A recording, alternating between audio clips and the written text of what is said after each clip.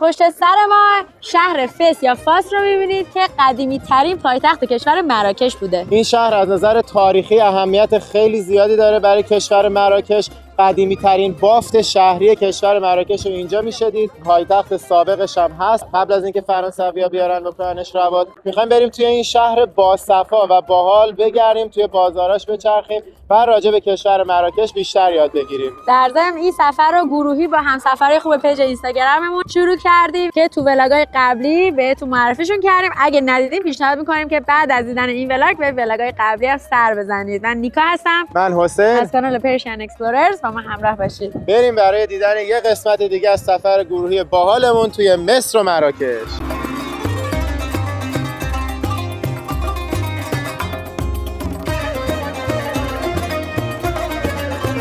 والله يا بابا لا اله الا الله ختم رسول الله.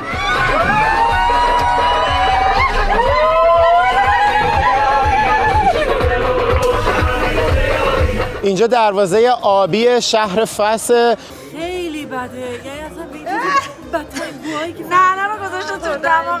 من همیشه مصنوعی بزبز کردم تا حالا واقعی بزبز نکردم. به این میگن قهوه بی‌نهایت. اینجا آبجو و شراب سفارش دادیم، نگاه چه شکلی آورده. این مسجد تاریخی آرامگاه ادریس دومه که این شهر رو تأسیس کرده.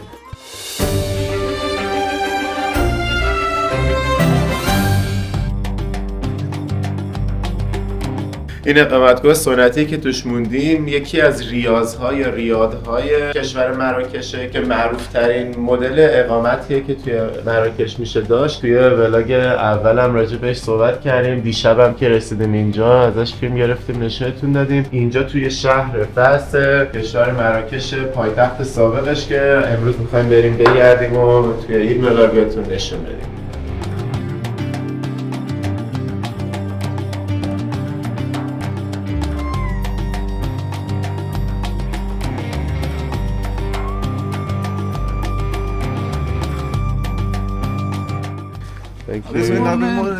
اینا صبحونه رو بردن برامون. این دفعه صبحونه رو طبقه پایین میخوریم با جای شامی که دیشب بود فرق داره.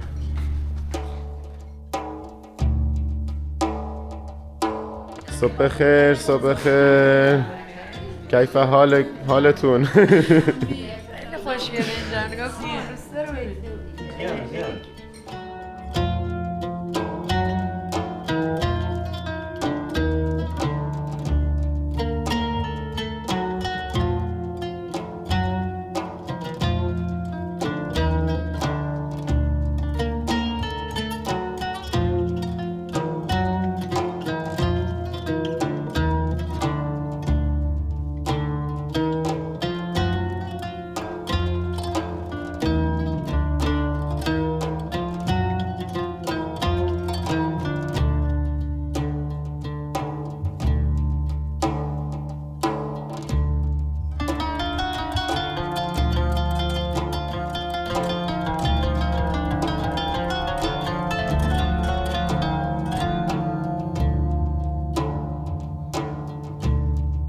همگی رو افتادیم که بریم سوار اتوبوسمون شیم و گشت و گذار امروزمون رو شروع کنیم.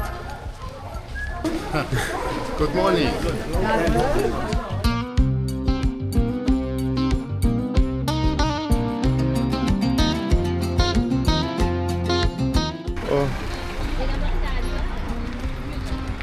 آره همون تانک دریا.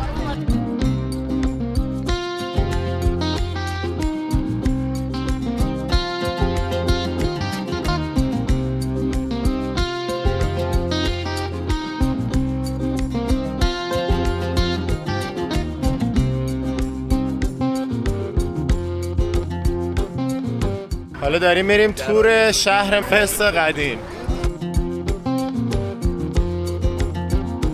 اول از همه اومدیم کارگاه چرمسازی. میگن که اینجا یکی از قدیمی ترین کارگاه چرمسازی دنیاست. همینو بخریم، خیلی خوبه. نعنا بهمون دادن که بتونیم بو کنیم، هر موقع از بوی چرم خفه شدیم بتونیم اینو بو کنیم. قشنگ بوی طویله میده. وای خیلی بوش شدیده. نعنای نجات دهنده است. نگاه کلی هم تازه مگس پگس تو هواه.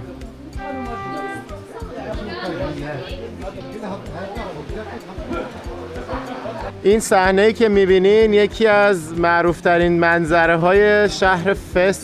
تمام مراحل چرمسازی رو میشه از بالا دید. یه بوی فوق‌العاده بدی هم میده که دیگه باید تحمل کنیم برای آشنایی با این نحوه آماده سازی چرم. حالا راجع به خود شهر فس و تاریخش وقتی رفتیم تو مرکز شهر قدیم بعد اینجا بیشتر صحبت می‌کنم. فقط خواستم الان راجع به اسمش یه نکته بگم که گیج نشیم، به خاطر اینکه میبینین که یه بار میگم فاس، یه بار میگم فس، یه بار میگم فس. این به خاطر اینه که توی فارسی و عربی فاس مینویسنش، ولی این آی ما رو عربا به صورت آ تلفظ نمیکنن، تو اکثر کشورها به صورت ا تلفظ میکنن فس. بعد حالا همین فس توی مراکش در طی قرنها توی تلفظ کوچه خیابونی تبدیل شده به فس و وقتی فرانسوی‌ها اومدن این اسمو نوشتن FES نوشتنش و دیگه توی زبون انگلیسی و فرانسوی اینا شده فس. به خاطر همینه که هر موقع من میخوام اسم شهر رو بگم نمیدونم بگم فاس، بگم فس، بگم فس. خلاصه همه این اسما درسته. One day at my school a deer had died. This is the exact same smell. It's like a dead cow here. Oh, Do you agree? How did the cow die in your school? Got hit by a car. Oh, Yeah, so bad. خیلی بده، یعنی اصلا بدترین بوهایی که نه رو گذاشته تو دماغ. بهترین کار کرده. همین کار می‌کنه. منتظرم مانا بیا حرف بزنه. چه خدایی ولی نعنای خوبی داره. آره ولی قدر نعنا رو اینجا من بیشترین جایی بوده که الان میدونم نسبت به گذشته خیلی قدر نعنا رو استفاده بدونید، داره. مخصوصا توی چرم فروشی، چرم سازی. راست میگه، واقعا بدونیم قدرش رو، چون اینجا به درد خورد. ما می‌خواستیم قاشقی درست کنیم. آره ما فکر کردیم داره میده که بالا بهمون چای بده اینا رو بذاریم تو. So when they kill the animals, they sell them into the market and they bring skin here. This is the first operation, the waste place. They use the natural ammoniac.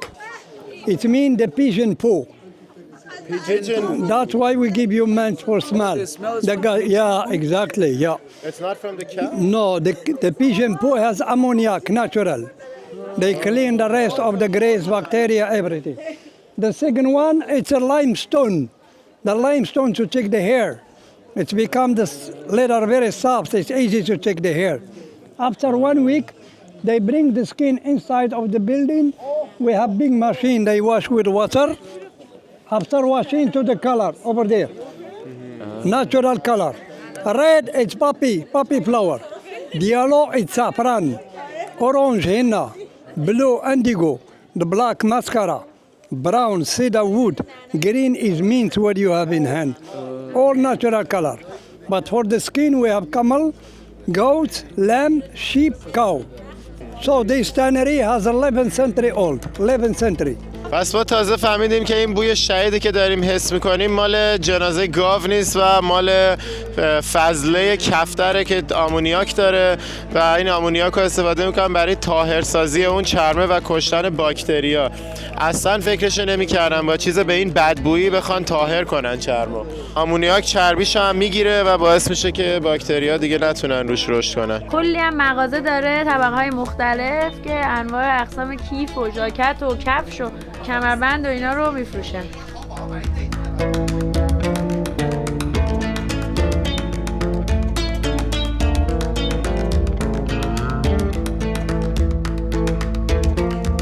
نگاه کن همینجوری پوست گاو آویزون کردن به لبه پشت بوما.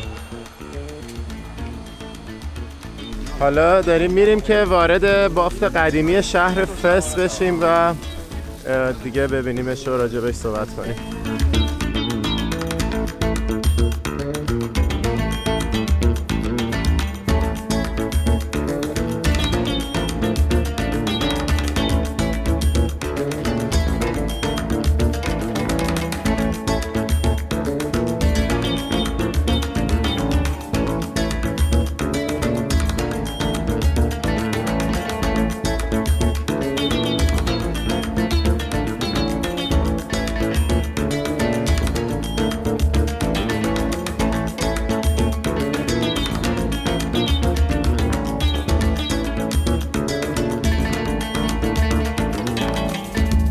وایسادیم پارچه سازی.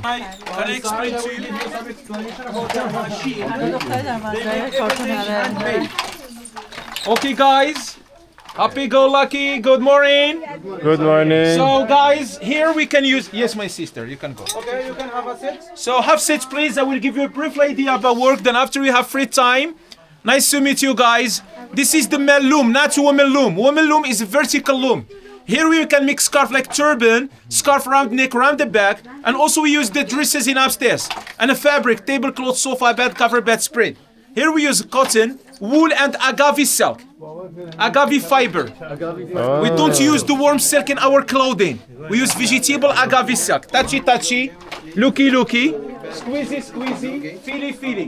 ابریشم کاکتوس آگاوه استفاده میکنه اینجا. فابریکینو. Agave. نه این فابریکو. And this is more wash, more get soft. Tablecloth, sofa, bed cover, bedspread.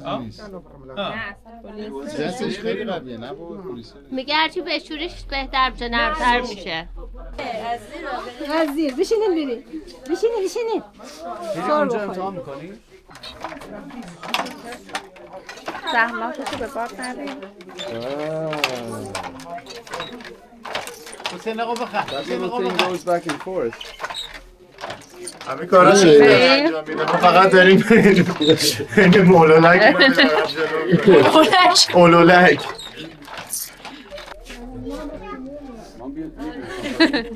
بدبختی برگردیم.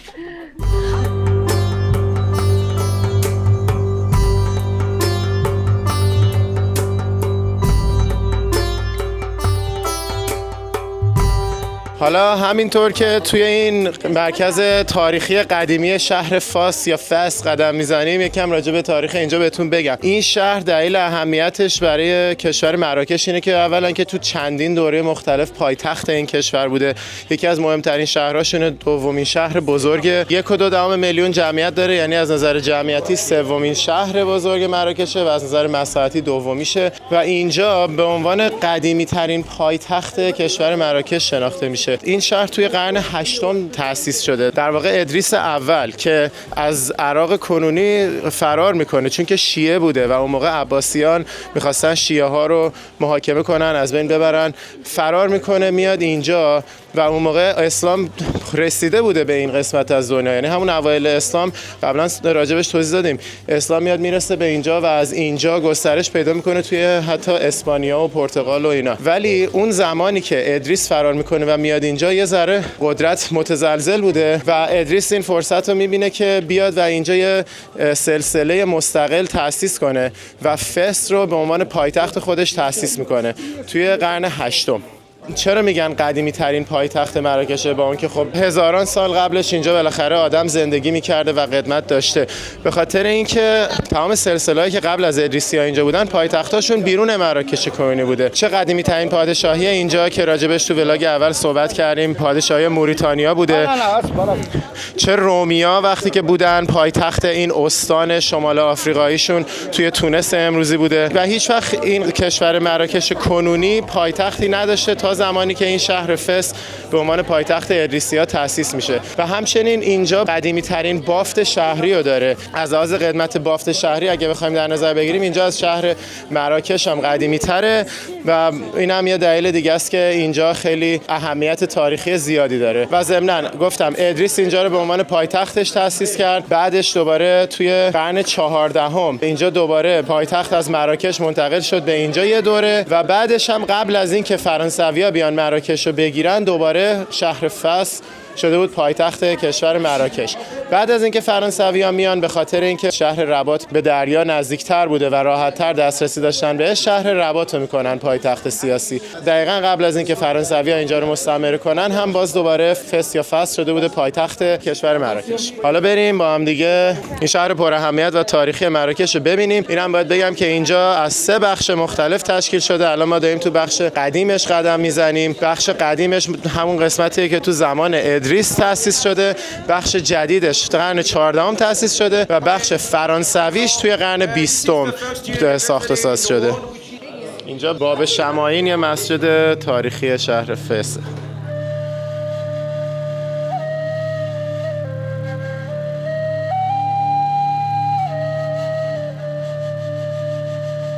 میگم خیلی بازار قشنگ و جذابی داره. حالا ببینیم چیزی پیدا میکنیم برای خرید.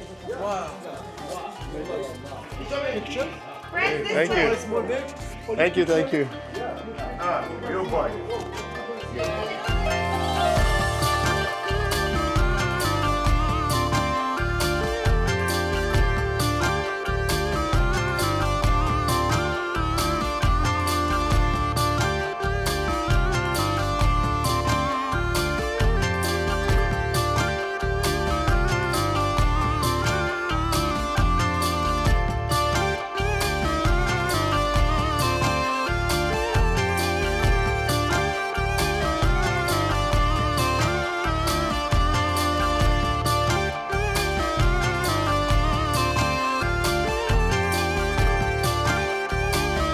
این مسجد تاریخی آرامگاه ادریس دومه که این شهر رو تأسیس کرده.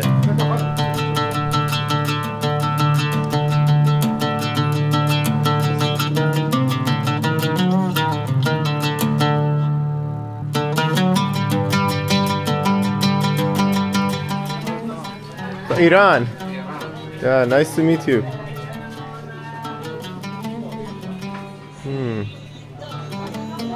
Oh, very nice. وای بوی بهار نارنج میده. Very good smell.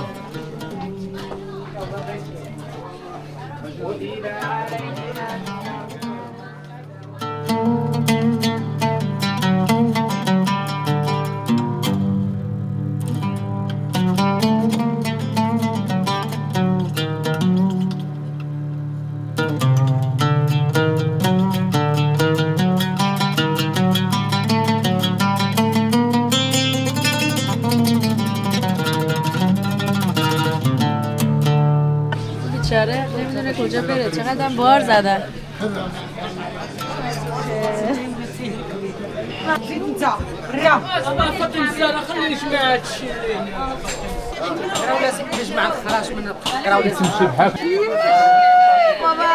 مبارک مبارک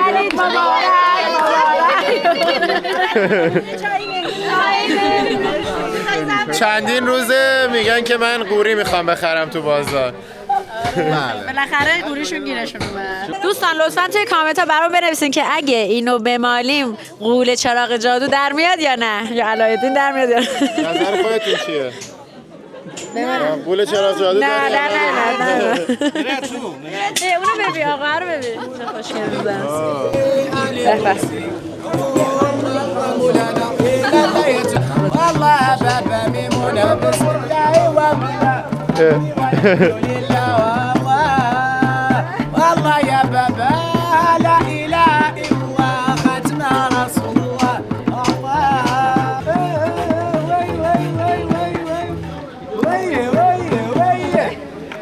Thank you.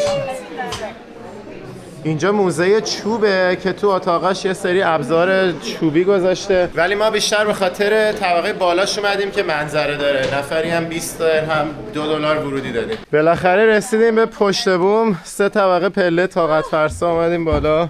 3 طبقه بلند البته. همچنین منظره خفنی نداشت از این بالا.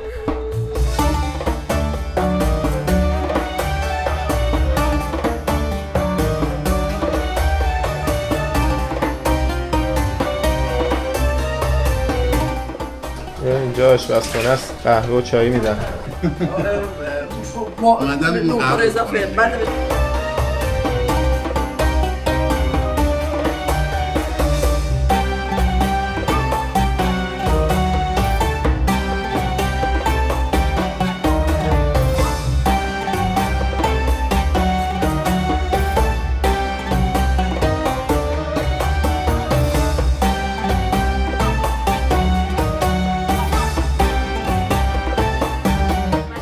ما بعد از این پرچما می داشتیم، روش می نوشتن ایران، ولی نداریم. هلو نیها.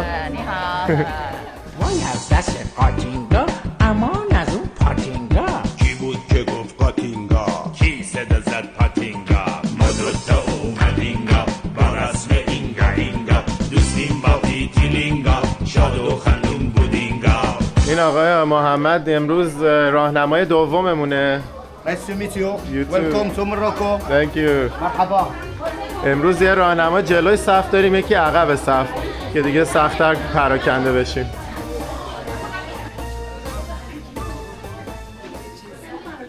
حبیبی Come to Morocco. حبیبی زمیلو.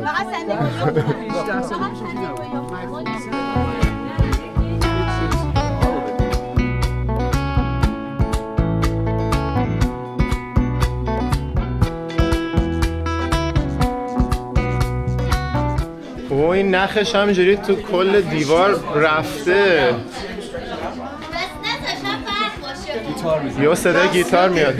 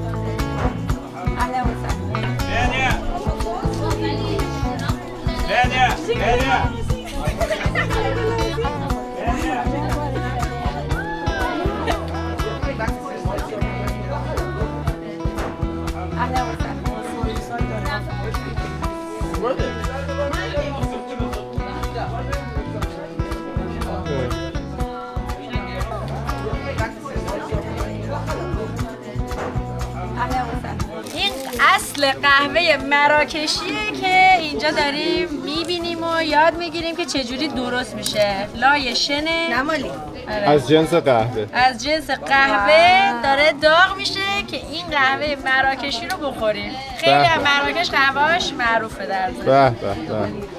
بهش میگن قهوه بی‌نهایت چون توی این دیگ بزرگه کلی قهوه میریزن و حرارت میدن و با حرارت همین قهوه ها توی اون ظرف کوچیکه یا دله قهوه رو دم میکنن.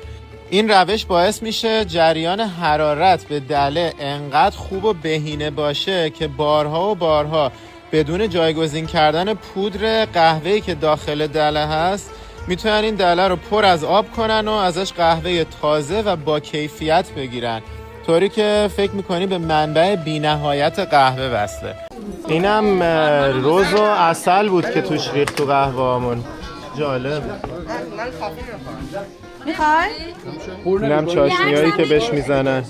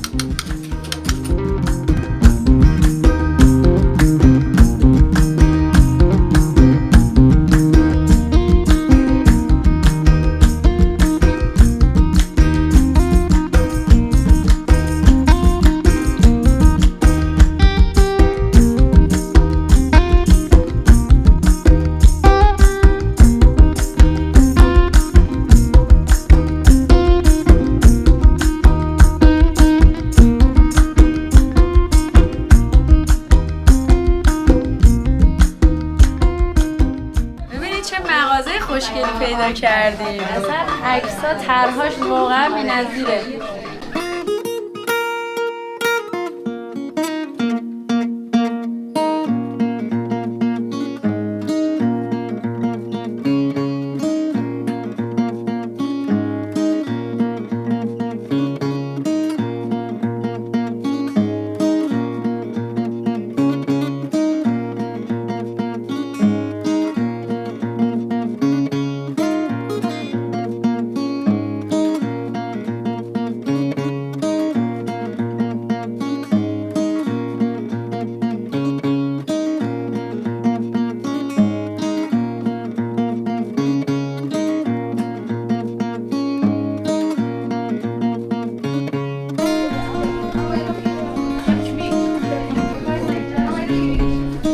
It's okay.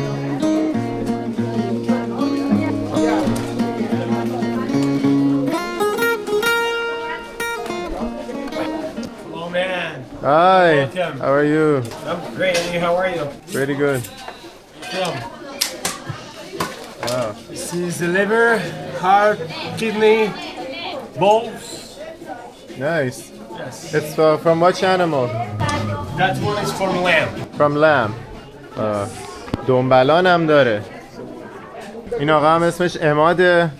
قرار شد که وقتی فیلم اومد تو کانال یوتیوب اون ببینه. Leave a comment and I'll put you in the comments. Sure. Yeah. It's my name is Imad Filari in Instagram. Imad Ferrari. 1. Imad Ferrari 1. Yes, in my Okay. Instagram. You are welcome from different countries in the world. Thank you. Morocco and Fas. You will see something amazing. Different country. Different city is different style. Every special town. Yes, of course. Yes.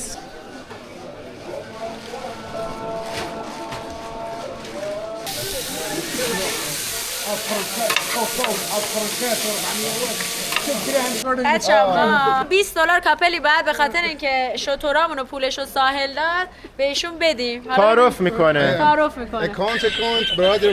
Okay. I have to argue this. How do I argue? Go in front of a judge and say, account, brother, account, brother, sister. عالی بود ترجمت ها. اکانت. اینجا دروازه آبی شهر فس که دروازه اصلی باستانی این شهر به حساب میاد. توی قرن 8 ساخته شده، به خاطر رنگ آبیش معروف شده به دروازه آبی یا بلو گیت. از داخل اگه نگاش کنی سبزه. اسم اصلی این دروازه باب بوجلوده و به معنی دروازه مرد چرمی یا مرد پوست ها و به خاطر اینکه داخل این بازار کلی مغازه‌های چرم فروشی پیدا میشه و همچنین کارگاه چرم فروشی، این اسم مرتبط با چرم از قدیم روی این دروازه مونده و این شهر کلا 15 تا دروازه داره، هر کدومش یه شخصیت و یه اسم متفاوتی داره، ولی این دروازه آبی یا بوجلود از همش بزرگتره و اصلی تره. بچه ها رفتن اون بالا تو این رستورانه.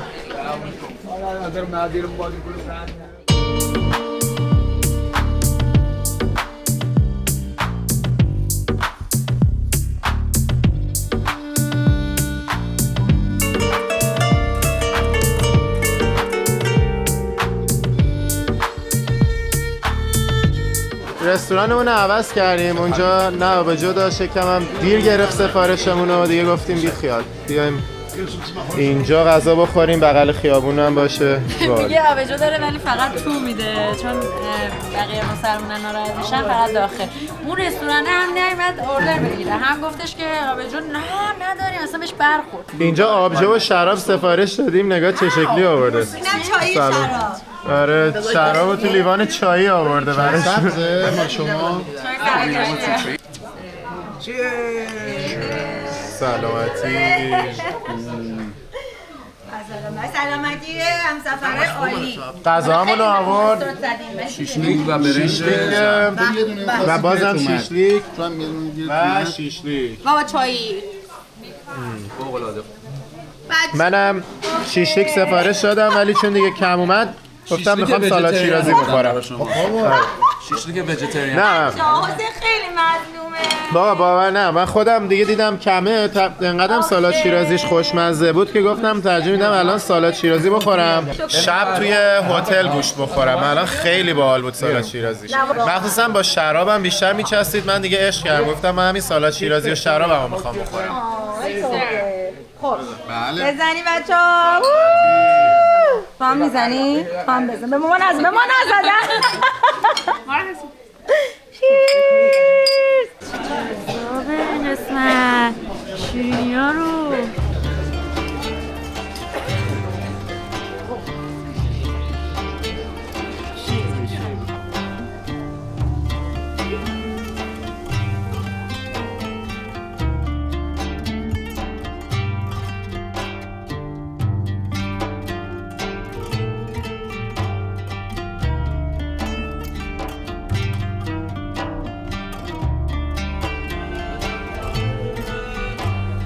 خب دیگه چندین ساعت در شهر قدیم فس سپری کردیم، خرید کردیم. این کت چرمی رو انقدر چونه زدم که $65 من برداشتم. یه کت $65 هم حسین برداشت.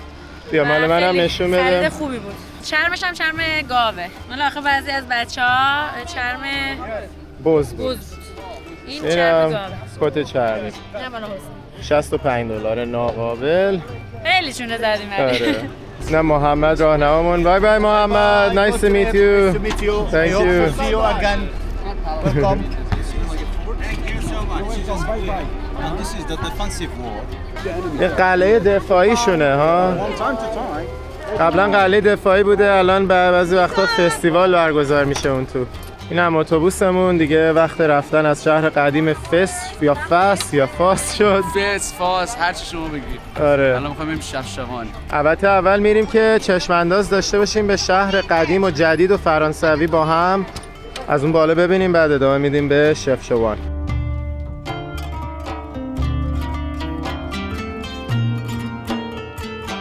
حالا اومدیم یه چشم اندازی که از اینجا 3 قسمت شهر فاس رو میتونیم به خوبی ببینیم. اولیش همون بازاری بودش که رفتیم و اون قسمت شهر که خیلی قدیمیه.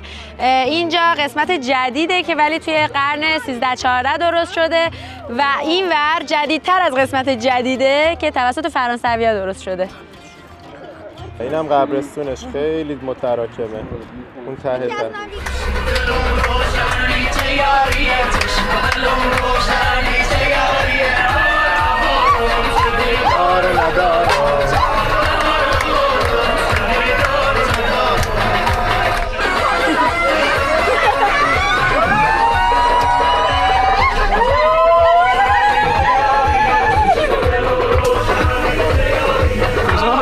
آقا یه ذره جا بدیم ما برقصیم درست.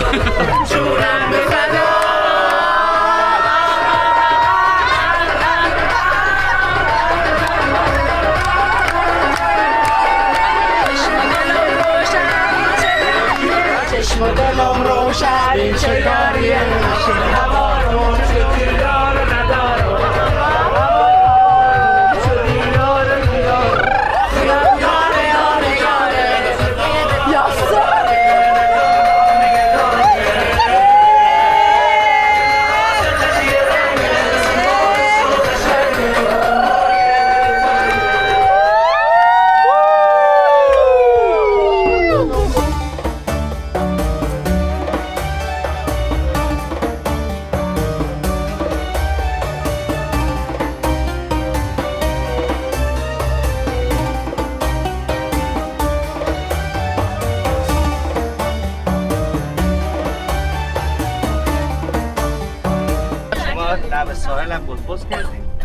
داریم بز بازی میکنیم. خیلی بز تو دریا میشه، تو استخر نمیشه، نه؟ تو دریا هم نمیشه، ساحل میشه. تو ساحل میشه. این بازی بز کلمه بز میاد جای یه فعل رو میگیره. کسی که نمیدونه بز جای چه فعلی رو گرفته باید با سوالایی که میپرسه تشخیص بده که بز کردن یعنی چه کاری. مثلا شما میتونه هر چیزی باشه ولی اون کسی که نمیدونه سوال میپرسه از ما که مثلا کی بز کردی، با کی بز کردی، بفهمه که مثلا فعل میتونه سوار شدن باشه، سوار شدن رو اتوبوس. آره. حالا ببینیم که بز ما رو حدس بزنن. خب حالا از آرمان بپرس. خسته میشی وقتی بز میکنی؟ Really? After 2 minutes. After 20 minutes. 20 minutes. After 20 minutes. ماچ کردنه؟ نه ماچ میکنی خسته میشی. یه دقیقه بس دیگه. نه. اینا هم سخته بز کردن. آره. بیشتر پیاده روی کردی؟ پیاده روی نیست. یه کردی شدی. رانینگ بقول آفرین. کلمه‌مون دویدن بود.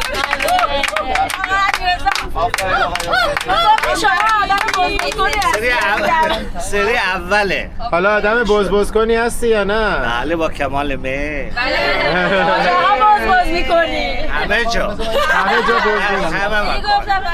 خب نوبت عارفه که ببینه بزبز بعدی چیه. در شبانه روز چند بار بزبز میکنی؟ بالا بستگی به مقدار اکتیویتی داره اون روز. چند بار در روز بزبز میکنی؟ من بعدهای محکمش ها ممکنه بعضی روزا بزبز نکنم. بزبز یه نفره بهتره یا دو نفره؟ یه نفر. چی به من سه نفره. بکنم 2 نفرش آره من واسه همینو بگم. آره چه حجمی میشه بزبز کرد؟ بستگی داره. بستگی به فعالیت داره. بعضی موقع بزبز همیشه میشه کرد یا میشه مثلا مثلا صبح که یه هفته بزبز نکرد؟ نه میشه آره میشه نکرد. بستگی داره. میشه یه هفته بزبز آره. نکرد. دست خود آدم. خیلی وقتا دست خودت نیست. اوه عرق کردن. گفتی اینو. من در روز اتفاقا زیاد عرق میکنم چون هی راه میرم. خیلی بیشتر. شماها عرق کنید شب. مغز تو کشیده شب. تو شبا ما شبا بزبز عرق نمیکنیم ما. نوبت لیلا جوش. آنا بزبزا چجوری بیشتر صبح میکنی یا عصرا؟ زمان خاصی نداره. بزبزا تنهایی میکنی؟ این جفت سال سخت بود. یعنی چی؟ یه وقتایی تنهایی یه وقتایی هم خب آره یه وقتا گروهی اونا هم یه وقتا گروهی ولی خب من معمولا تنهایی یا شاید با یه نفره. آره. کار فکری احتیاج داره بزبز کردن؟ نه کار فکری احتیاج نداره. برای بزبز کردن فکرم میکنی قبلش که بخوای بزبزو بکنی؟ یه برنامه ریزی باید لازم باشه. ممکنه بدون برنامه تو جمع میشه بزبز کرد؟ بله این آب خوردن. بچه ببخشید گوشیدنه؟ نه بابا میگم من انقدر لذت بردم بزبز کردن که اینو دوباره بزبز کردم. یه نفر بزبزت بکنه بیشتر دوست داری یا آجی چی میگه؟ یا چی یا نه ادامه جمله ادامه. یه نفر دیگر بزبز کنی؟ کدومش؟ باید بگی باید جواب بدی. یه نفر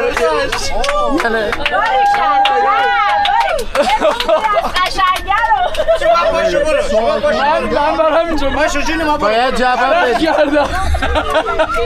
باید جواب بدی. من عرق کردم.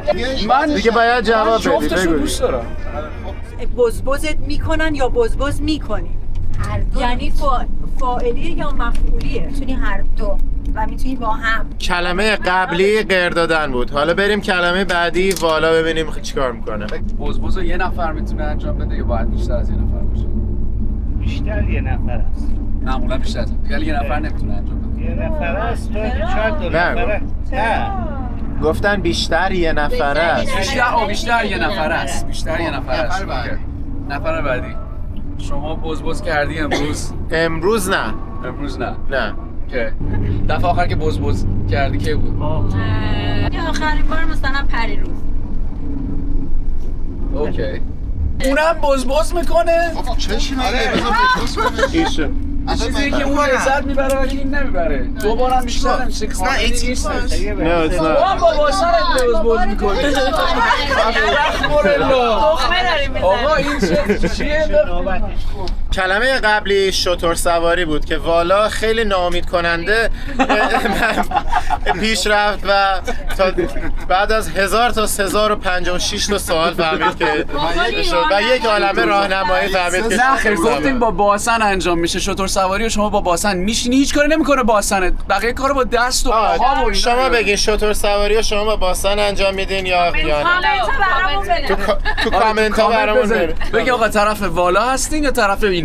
If you don't do as I say, I will hunt down anyone you love, and then blood, gore, screaming death. I win. I have a plan of my own.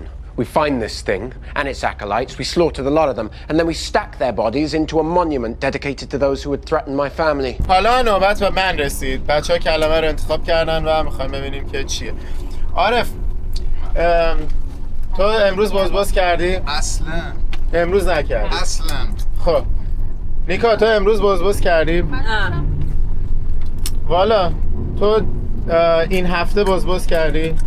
نه این هفته بزبز نکردی؟ یادم نمیاد بزبز کرده باشم این هفته. تو آرمان تا حالا بزبز کردی؟ هیچ وقت بزبز نکردی تو زندگیت؟ Even when I was born نکردم. فکر میکنی بعداً بزبز کنی توی چند سال آینده؟ خیلی. اوکی. نه گمراه نکن. حالا علاقه داره. maybe. دوست داره. Are you excited؟ هیجان داری برای بزبز کردن؟ آره زارا تو آخرین بار کی بزبز کردی؟ خیلی سالم. جدی؟ آره خیلی سال پیش. خب فرناز تو آخرین بار کی بزبز کردی؟ من تا حالا بزبز نکردم ولی دوست دارم تو آخرین بار کی بزبز کردی؟ من همیشه مصنوعی بزبز کردم تا حالا واقعی بزبز نکردم. مصنوعی. آره من دیدم. آیا بزبز یه فعالیت مثلا مفرحه، یه فعالیت فانه مثلا؟ برای من نیست. نه نیست. نیست؟ برای تو یه فعالیت شاد مفرحه؟ مثلا یه کاریه که آدم برای شادی انجام میده، برای تفریح انجام میده یا نه؟ نه چون خیلی تلاش برای سوالت کردی اینش میگم برای نیاز انجام میده ولی من انجام ندادم تا الان. آها. کلمه قبلی شیر دوشیدن بود که نیکا مصنوعی شد تو سوئیس انجام داده بود، توی دهکده کوه‌آلپ یه سری از بچه‌ها تو استرالیا انجام داده بودن و یه سریا دوست داشتن، یه سریا کارشون بود دیگه، در نهایت به نتیجه رسید. این دوستمون نگاه تو چه حالتی داره سوپ میخوره. چی شد که به اینجا رسیدی؟ ریخت؟ همه شد ریخت. یه جا وایسادیم این بچه ها سوپ گرفتن، آرمان دیر سوپشو گرفت، مجبور شد بریزه تو ظرف بیاره. بعد چی شد؟ بعدش این ظرفه شروع کرد پس دادن و برای اینکه همه جا رو به گند نکشه مجبور شد بشینه کف اتوبوس با یه مشقتی بخوره که این سوپ سریعتر وال قضیهش کنده شه بره. رسیدیم به شهر آبی شفشاوان که الان پیاده‌مون کردن یه 10 دقیقه تا هتلمون را بریم اصل این شهر رو فردا ببینیم. این منظره رو اگه الان میتونستیم ببینیم میدیدیم که شبیه سنتورینی مراکشه، ولی خب فعلا که تاریکه. فردا صبح میبینیم چه خبره. ببین حتی همه تزیینات این شهرم آبی و سفیده حسابی دیگه، خواستن شبیه سنتورینی درش بیارن، هرچند که اینجا فکر کنم از سنتورینی قدمتش بیشتره.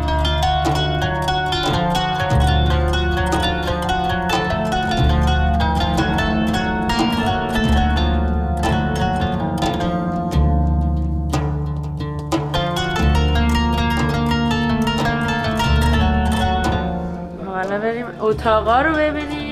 اینجا یکی از اتاقای هتل، البته ریاضه دیگه، هر اتاقیش با اتاق دیگه فرق میکنه. حالا بریم اتاق بعدی. این اتاق من و حسینه. ببینین همه اتاقای این ریاضه با هم فرق داره. اینم از دستشویی همومش که خیلی خوشگله. ما الان طبقه اولیم. حالا دیگه داریم میریم آماده بشیم برای شام.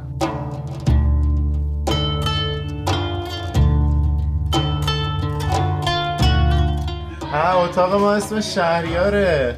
اتاق بچه ها سلطان اسمش، ولی مثل اینکه خیلی باب میل نبوده. بریم ببینیم چجوریه. اتاق خونه تیمیه به قول داداشم. کاروان سراست. یه دستشوییه. خب خوبه که تو صف وای نمیستیم دیگه. اینجا اینش خوبه. این حال هواش خوبه. آقا پس منم اگه دستشویی اشغال بود میام اینجا دیگه. جالبه چی رندوم هر اتاقی کاملا فرق داره با اتاقای دیگه و شانسی همینجوری تقسیم بندی کردن. این هم اتاق معمولی والا. حالا اومدیم روی پشتبوم هتل برای پشتبوم که طبقه بالای هتل برای شام. ببین چه فضای سنتی باحالیه. به به سلام. اول از همه با سالاد شروع میکنیم. آقا اینجا این ساختار این هتل‌ها با توجه به معماری شهریشونه دارن این القا رو میکنن که زمانی که بخواین توی این شهر زندگی کنید تو همچین خونه‌هایی زندگی کنید. با این سیستم. دیگه بیشتر نمیتونم بیشتر توضیح نمیدم. اینجا رو ببینید. آشپزخونه شونه ببینید چقدر بانمکه. برامون دارن تجین درست میکنن. خیلی خوب.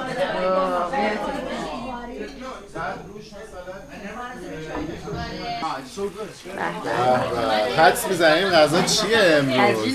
تجین باز دوباره تجین فوق‌العاده خوشمزه با طعم دیگه و نوع پخت دیگه. این مدل غذایی که توی این ظرفای سفالی با یه سوسی تهش پخته میشه رو کلا میگن تجین.